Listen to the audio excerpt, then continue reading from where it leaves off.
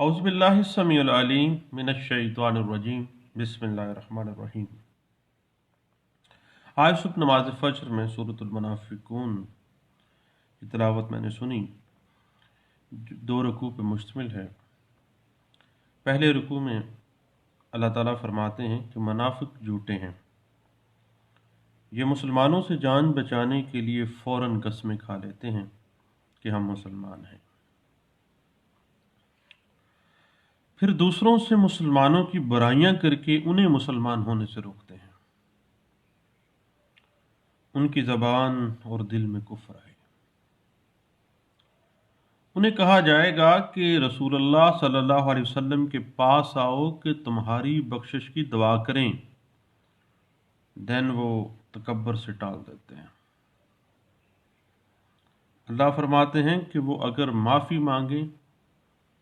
تو بھی معاف نہیں کیا جاتا۔ وہ لوگوں کو غریبوں، یتیموں، مساکین کی مدد کرنے سے روکتے ہیں اور مسلمانوں کو ذلیل کر کے مدینہ سے نکالنا چاہتے ہیں۔ اس کے بعد دوسرا رکوع سورۃ المنافقون کا یہ ہے جس میں اللہ فرماتے ہیں کہ منافقین کی جو منافقت ہے وہ دو چیزوں کے لیے ہے، مال اور اولاد کے لیے۔ منافقین کی منافقت ان کے مال اور ان کی اولاد کی خاطر ہے۔ پھر اللہ فرماتے ہیں کہ تم کہیں ان چکروں میں پڑ کر اللہ سے غافل نہ ہو جانا، ورنہ زندگی کی آخری گھڑیوں میں تمہیں پچھتانا پڑے گا مگر وقت ہاتھ سے نکل چکا ہوگا۔ وآخر دعوانا ان الحمد للہ رب العالمین۔ بے شک میرے رب کا کلام سچا ہے۔ بات شروع کی تھی ہم نے لمیٹیشن ایکٹ 1908 کے ڈیفرنٹ پرسپیکٹو کو ہم ڈسکس کرتے جا رہے تھے، اور بات رک گئی تھی کانٹینیوس رننگ آف ٹائم کے اوپر کہ اگر لمیٹیشن کی ابتدا ہو جائے تو کوئی چیز اسے روک نہیں سکتی۔ میعاد مقدمہ کا جب لمیٹیشن شروع ہو جاتی ہے، کوئی لیگل، کوئی معذوری، کوئی لاچاری میعاد کو گزرنے سے نہیں روک سکتی۔ ایک دفعہ سٹارٹ ہونے کی دیر ہے۔ کانٹینیوس رننگ آف ٹائم جو ہے یہ سیکشن 9 لمیٹیشن ایکٹ 1908 جو ہے اس کے اوپر کافی حد تک ہمیں اس وضاحت اس بات کی دیتی ہے، کیونکہ آپ کو پتہ ہے کہ قانون میعاد لمیٹیشن ایکٹ 1908 کے تحت ہر صورت میں کوئی بھی سوٹ صرف اور صرف مقررہ مدت میں ہی دائر کیا جائے گا، اور سیکشن 9 میں ایک بات آ جاتی ہے کہ جب دعوے کے لیے مدت کا آغاز، لمیٹیشن کا آغاز ہو جائے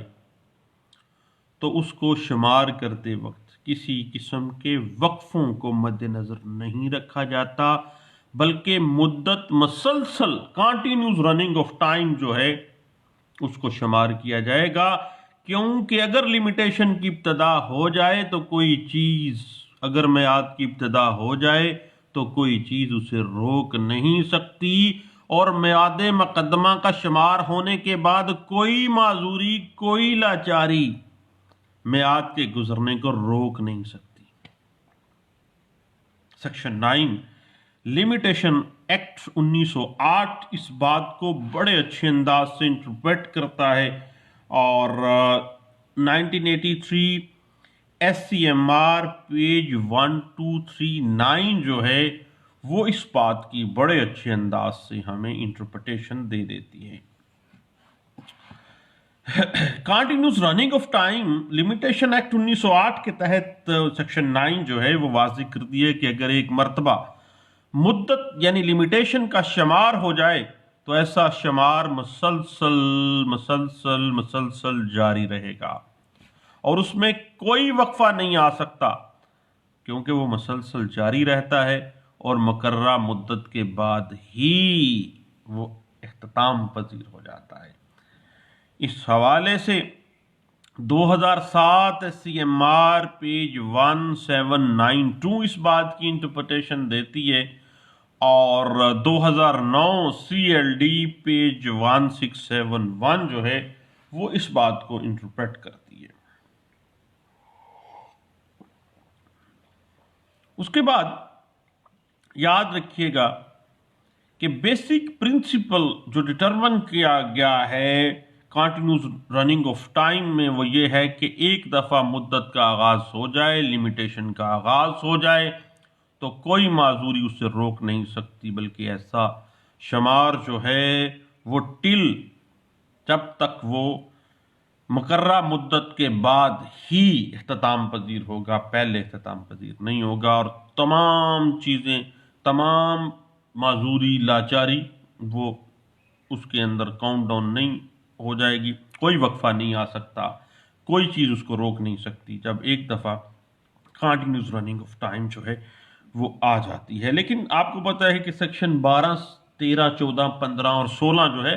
वो कंटिन्यूस रनिंग ऑफ टाइम की एक्सेप्शंस भी दे रही हैं लिमिटेशन एक्ट 1908 में। लेकिन हम आज जिस चीज़ के ऊपर हम फोकस करना चाह रहे थे वो सेक्शन 9 के तहत कंटिन्यूस रनिंग ऑफ टाइम है, कि जब एक दफ़ा कोई लिमिटेशन का आगाज़ हो जाए तो कोई माजूरी जो है, कोई लाचार की उसको रोक नहीं सकती, बल्कि ऐसा जो शुमार है लिमिटेशन का वो मुसलसल जारी रहता है। कब तक? जब तक के मुकर्रा मुद्दत तक, मुकर्रा मुद्दत के बाद ही वो ख़त्म होता है। उसके बाद अगर हम इसको मज़ीद कुछ देखना चाहें इसकी इंटरप्रिटेशन में, तो 2010 CLC पेज 951 जो है वो इस बात की हमें इंटरप्रिटेशन देती है और वाज़ेह कर देती है कि जब एक दफ़ा लिमिटेशन का आगाज़ हो जाए, लिमिटेशन स्टार्ट हो जाए, तो ये मसलसल बरकरार रहेगी और इस पर किसी किस्म की कोई माजूरी, कोई लाचारगी असरअंदाज नहीं होगी। उसके बाद बुनियादी जो मकसद है इस प्रिंसिपल का वो ये है, ये जो डिटरमिन किया गया कंटिन्यूस रनिंग ऑफ टाइम का, और बड़े प्यारे अंदाज में कहा गया कि where limitation has started to run nothing can stop it. लेकिन इसकी जो एक्सेप्शंस हैं वो सेक्शन 12 से लेकर 16 तक वो हम बाद में डिस्कस करेंगे। अभी हम कंटिन्यूस रनिंग ऑफ टाइम की तरफ अगर हम आए तो इसका बुनियादी मकसद ये है कि कोई शख्स लिमिटेशन ऑफ सूट जो है उसका नाजायज़ फ़ायदा ना उठाए, और एक दफ़ा जब लिमिटेशन का आगाज़ हो जाए, लिमिटेशन स्टार्ट हो जाए, तो फिर कोई चीज़ उसके शुमार को रोक ना सके, उसको कंटिन्यूस रनिंग वो भागती जाए ता वक्त के वो इख्तिताम पजीर हो जाए, वो मुद्दत ही ख़त्म हो जाए। अब इस हवाले से हमें 1926 का एक केस ला है जिसके ऊपर इस बुनियाद इसको डिस्कस किया गया, और 1926 से लेकर 2019 तक मुख्तलिफ केसेस में ये केस ला इंटरप्रेट किया गया और इसको रिविजिट किया गया। वो था all India reporter 1926, Patna high court का फैसला, पेज था 192 में इस बात को इंटरप्रेट किया गया था। और इस केस ला में बाकायदा तौर पर ये वजाहत की गई थी कि अगर लिमिटेशन स्टार्ट हो जाए और अगर लिमिटेशन का आगाज़ किसी मदई की ज़िंदगी में हुआ हो और वो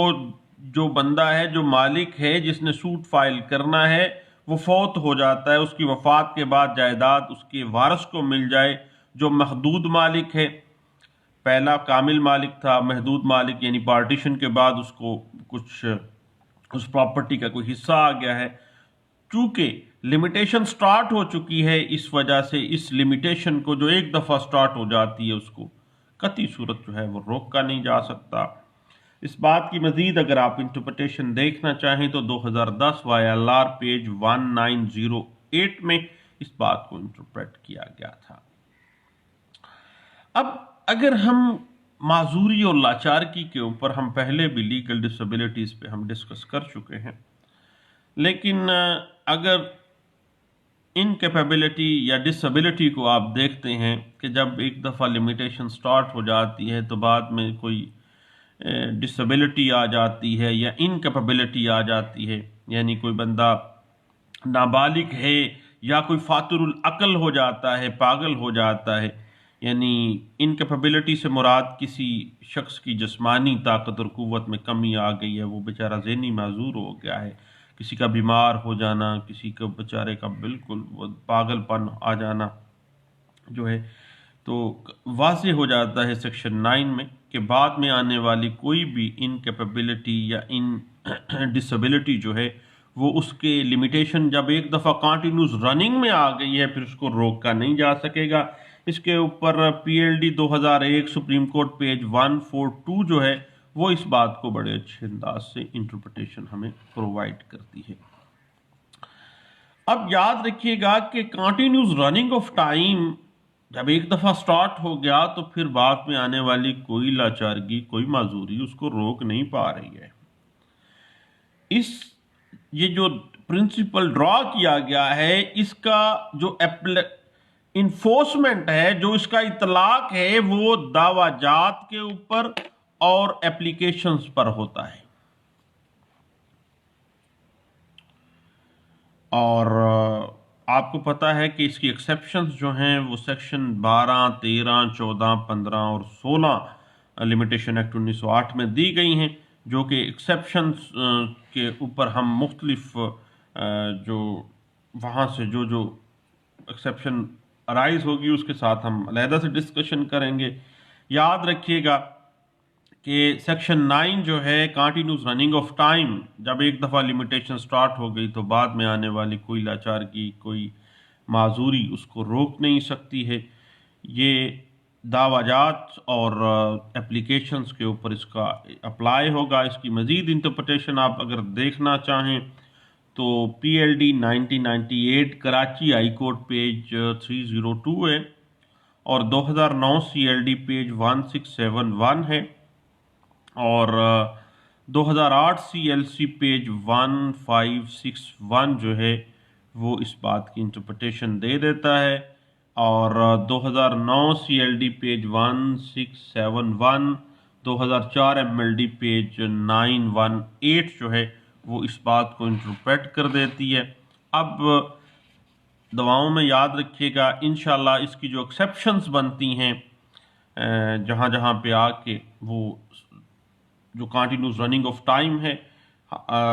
कानून का बेसिक लॉ तो यही है कि वो चलता रहता है, कंटिन्यूस रनिंग है, वो शुमार जो है रोका नहीं जा सकता। लेकिन इसकी एक्सेप्शंस जो हैं वो हम इंशाल्लाह जल्द ही डिस्कस करने जाने वाले हैं, क्योंकि लिमिटेशन एक्ट 1908 के तहत एक दफ़ा अगर लिमिटेशन का आगाज़ हो जाए तो कोई भी माजूरी उस पर असरअंदाज नहीं होती और जो लिमिटेशन है मुसलसल शुमार की जाती है। और इसकी जो एक्सेप्शंस हैं जिनके मुताबिक इस अरसे को मुद्दत का शुमार करते हुए यानी बीच में से एक्सक्लूड कर दिया जा सकता है, यानी वो शुमार से निकाला भी जा सकता है। और इसकी जो कौन कौन सी वो एक्सेप्शंस हैं उसके ऊपर इंशाल्लाह आज किसी वक्त इंशाल्लाह हम